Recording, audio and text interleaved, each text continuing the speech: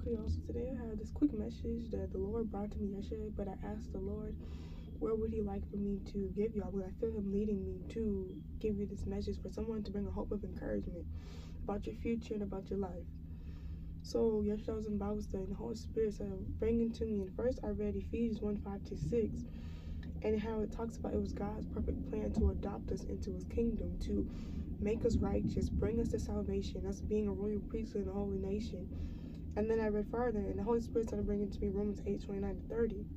It says, for whom he did foreknow, he also did predestinate to be conformed to the image of his Son, that he might be the firstborn among many brethren. Moreover, whom he did predestinate, them he also called, and whom he called, them he also justified, whom he justified, them he also glorified. And the Holy Spirit brought to me, God had a plan for you, has a plan for you all along, way before you were in existence. Like, God was already thinking about you. He already had your life planned out before you even in the womb, before you were even made. God had a plan for you. So everything in your life that comes in your life, God is not surprised. When you mess up, God is not surprised. So there's nothing that can make God be disappointed in you, because he already saw this coming in your life before you saw it coming. He sees the thoughts that you already have before you even have a thought. Psalm 136:16 in the Passion Translation says, you saw who you created me to be before I became me, before I ever seen the light of day.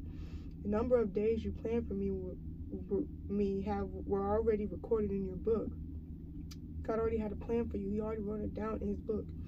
You know, every step I will take before my journey, before it even begins. That was Psalm 139:4.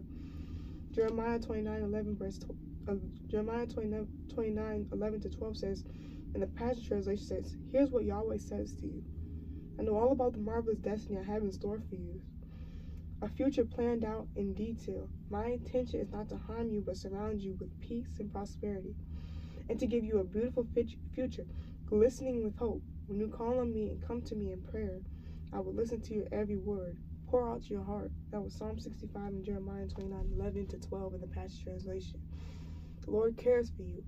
God has a plan for you.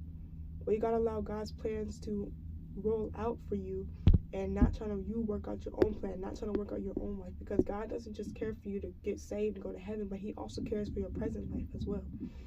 Allow God to work in you and put your own plan down, put your pencil down, allow God to continue to play out his story for you. Stop trying to be in control, because God knows his ways are higher than our ways. So we are human, so we try to limit ourselves to what we can do, versus God says, I know what you can do. I know you can do greater than what you're trying to do.